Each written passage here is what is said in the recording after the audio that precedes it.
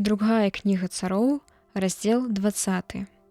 Сталася таксама, што быў там нейкі чалавек Беліяла на імя Сэба, сын Бохры, баньямінец. І ён затрубіў у трубу і крыкнуў: «Не маем мы часткі з Давідам, ані спадчыны з сынамі Ясея. Ізраільцы, у палаткі свае». Дык усе ізраільцы аддзяліліся ад Давіда і пайшлі за Сэбам, сынам Бохры. А юдэі засталіся пры цару сваім, пачынаючы ад Ярдана аж да Іерусаліма. Калі вярнуўся цар у дом свой у Іерусаліме, узяў ён 10 жанчын, наложніц, якіх пакідаў пільнаваць дом, і памясціў іх у дом пад вартай, даўшы ім харч.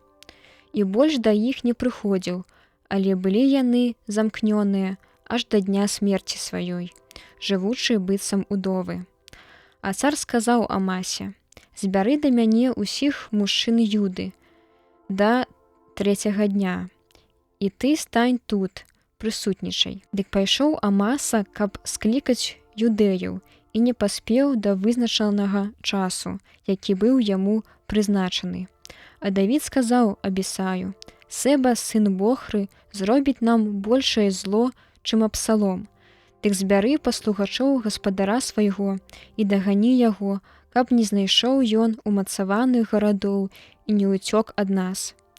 І пайшлі з ім людзі Йоаба, Херэты, таксама Фелеты і все людзі наймужнейшыя. І выйшлі яны з Іерусаліма даганяць Сэбу, сына Бохры.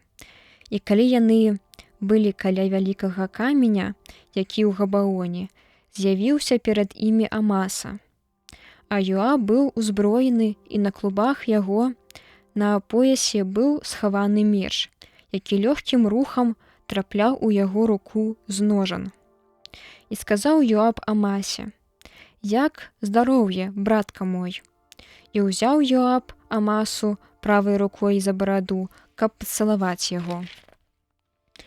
А Амаса не заўважыў меча ў руцэ Йоаба, які ўдарыў яго ў жывот і выпусціў нутро яго на зямлю, і не нанёс другую рану, і той памёр. А Йоаб і брат яго Абісай кінуліся ў пагоню за Сэбам, сынам Бохры. Між тым адзін з паслугачоў Йоаба затрымаўся каля цела Амасы і закрычаў: «Хто прыхільны да Йоаба? І хто стаіць за Давіда? Хай ідзе за Йоабам». А Амаса ляжаў, скрываўлены сярод дарогі. Заважыў той чалавек, што ўсе людзі затрымліваюцца, каб паглядзець на яго, і перацягнуў Амасу з дарогі на поле, і накрыў яго вопраткаю, бо бачыў, што ўсе праходзячыя спыняюцца каля яго.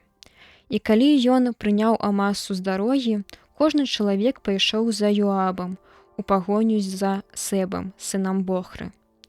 І прайшоў Йоаб праз усе пакаленні Ізраіля аж да Абел-Бет-Маахі. І сабраліся ўсе сыны Бохры і пайшлі за ім таксама.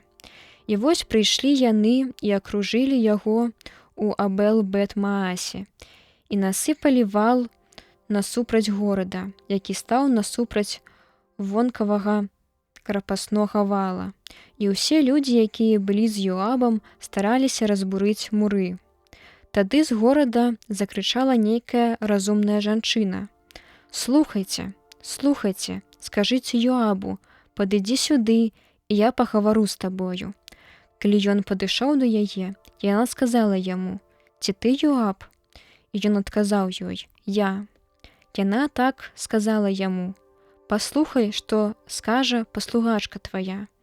Ён адказаў: «Слухаю». І зноў сказала яна: «Такія словы гаварыліся ў даўняй прыказцы. Няхай спытаюцца у Абелі і так скончыць справу.